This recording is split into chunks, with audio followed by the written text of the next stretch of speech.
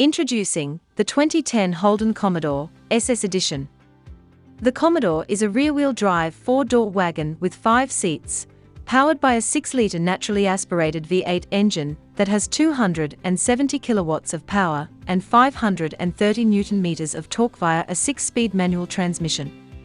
Holden claims the Commodore uses 12.2-liter per 100 kilometers of unleaded petrol in the combined city and highway cycle, while putting out 288 grams of CO2. It has a 71-liter fuel tank, meaning it should be able to travel 582 kilometers per full tank. The Commodore has received a 5-star rating from NCAP. Thanks for watching, and we hope you found our video informative. We offer same-day finance approval and extended warranty options. We also offer contactless purchasing. We provide Australia-wide delivery too. If you have any inquiry, please do give us a call, and one of our representatives will be able to answer any of your queries.